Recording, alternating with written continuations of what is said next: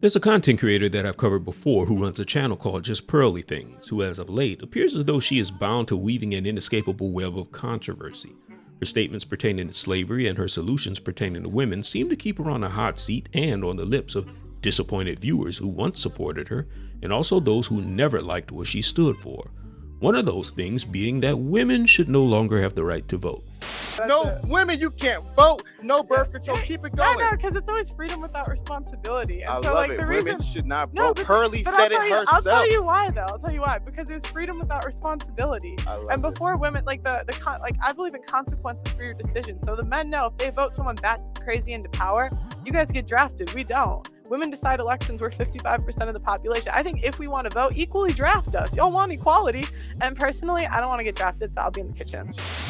So let me start by saying that suggesting that women shouldn't have the right to vote is not a well thought out idea. It's an extreme solution for what I believe Pearl is actually trying to argue. I'll get into that shortly. Now, many popular content creators who made videos roasting her for her suggestion to exclude women from voting included Abba and Preach. They responded to one of the reasons that she cited. So let's take a look at what she said on Piers Morgan's show and the rebuttal that Abba and Preach responded to her with when she expressed certain issues of equality in the military. And then I'll see if I can help her to argue her concerns more clearly. Shall we say, devil's advocate. Okay, look, you're talking about women predominantly, which is why you've got this big following. And your view is that modern feminism is deeply flawed. I would argue a lot of your proposals, like taking the vote away from women, are deeply regressive. Why would you want to remove, just from yourself, the right to vote? Well, what happened was I had the same view, right? Back when I started, I was like, why? I found out that only 5% of women wanted the right to vote. And I couldn't figure out, like, why would women not? No, it's true. It's true. You look it up. At the time. At the time. Because they've been conditioned by men to think that they shouldn't have a vote. I mean, that's what they say. But, you know, I started reading their writings, right? And what I found out was that the reason a lot of women advocated for it was because they believed it was the beginning of the breakdown of the family. You know, before you became one in marriage, 85% of people were married. And, you know, I hate to say it, but they were right. What has happened 100 years later? But what's that got to do with them having the vote? Well, it also goes back to responsibility. Again, men are 80 to 90% of the military. They run all of the infrastructures that make society run.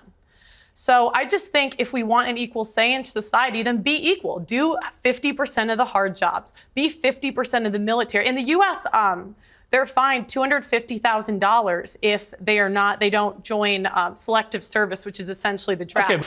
I think the whole argument about, you know, men do the more dangerous jobs, so they should be the only ones to vote is so dumb to me. Because I'm like, I'm in the military and I'm doing the more dangerous job. Why should you, a male who's a civilian, not do a dangerous job, get to vote the same as me?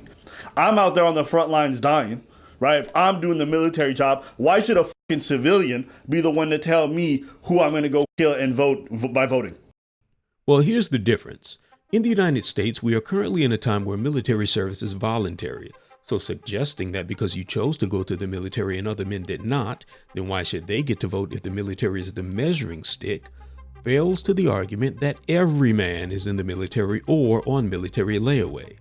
This is called the selective service, where at some point in time during the age frame specified, at any given point in time, a man can be called to potentially die for his country, whether he wanted to or not.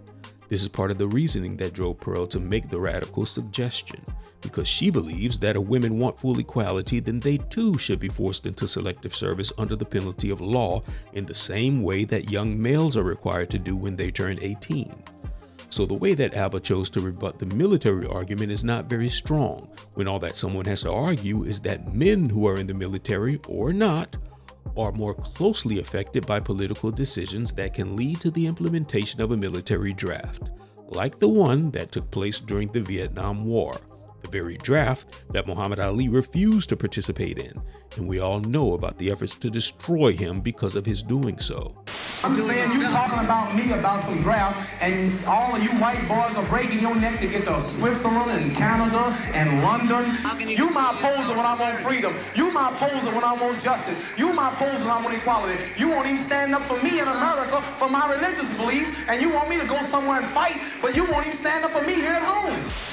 Now, while I understand the arguments which point to the hypocrisy of women's equality advocates that tend to pick and choose only the parts that benefit them in reference to the spaces dominated by men and the policies in place where men are bound by potential military obligation, I highly doubt that taking away a woman's right to vote would do anything to remedy that matter.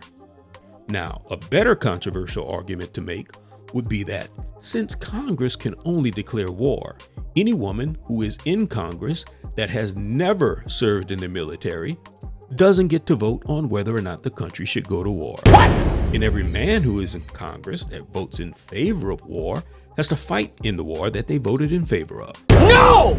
Because in reality, the majority of Congress is male, so a woman's vote in that regard has done little to affect the lives of the men who would be sent to war in an involuntary draft.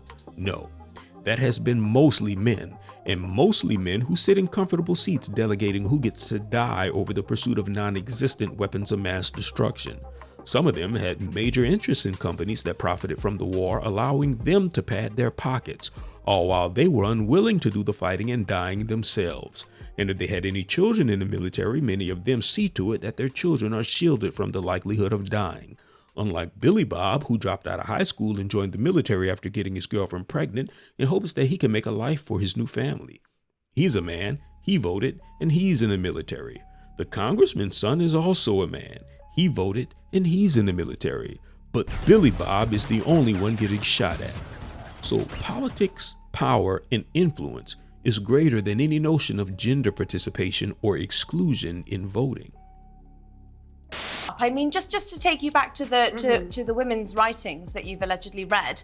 I mean, at allegedly. The time, well, at what the do you time mean allegedly? At the time that you're talking about, you know, women weren't really allowed to write. They weren't allowed to go to school. Yes, they were. Write. Yes, they so were. That's actually, incorrect. The first okay, female what year are we property. The talking first about? female property owner was in the 1600s. The idea that women couldn't work and couldn't. I'm so sorry, but that would be inherited property. The first female millionaire was in the late 1800s. And was that inherited? No, it wasn't. It was self-made. Yes, it was. Self-made. Yes, it and was. She never inherited land. Yes, she did not and inherit what law permitted that? What? What law permitted that? Well, there was no law. I mean, there's always been women that were influential in let's history. Let's get on to the vote. So here's the thing. What I believe that Pearl is inarticulately arguing is that women were not as powerless as many of them paint women out to be in the historical record. What I believe the problem is that women have a tendency of painting the narrative according to gender. So the narratives of class and race that are tied to women in the historical record are buried under the pervading narrative of the helpless and hopeless prisoner of the patriarchy. So the narrative of the American black woman is conflated with the narrative of the American white woman. The time that you're talking about, you know, women weren't really allowed to write. They weren't allowed to go to school.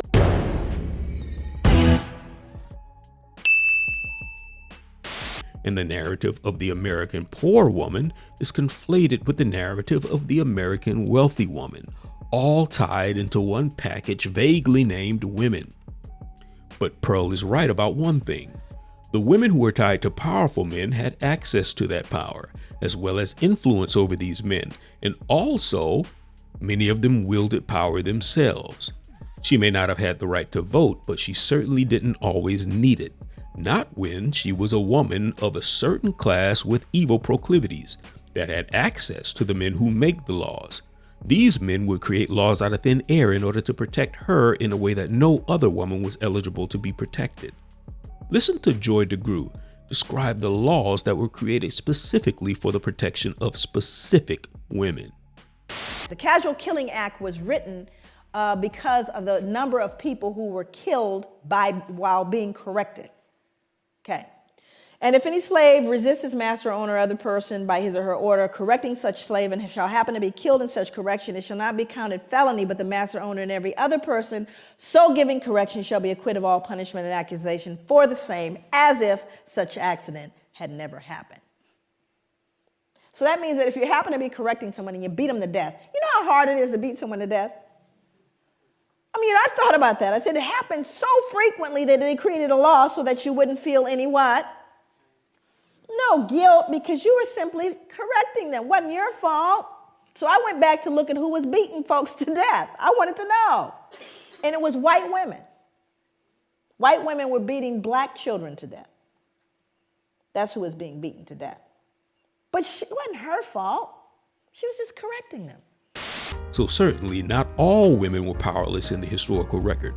Although they had not yet attained the right to vote, there were men who had the right to vote, but not the ability to vote. Many of them faced violence and were obstructed at every attempt. These certain men were far less protected under the law than certain women who did not have the right to vote as of yet. So I believe that condemnation for the ones who don't deserve it and compassion for the ones who deserve prosecution is what is to be expected when you toss yourself into the game of gender identity politics. Someone will take the plight of Harriet Tubman, and because she was a woman, they will use her story to flame the plight of all women, or use Clara Barton so that they don't have to discuss the Madame Lalauries, who was a sadistic slave torturer. And even with men, because Billy Bob was forced into the draft, ultimately dying in the war, never making it home to see his newborn baby, because he was a man, they will frame the story as the plight of all men. But the son of the congressman, he's headed to the golf course. This is not gender. This is power. And whether you have the right or exercise the right to vote, what good is it if you never have anything specifically to show for it?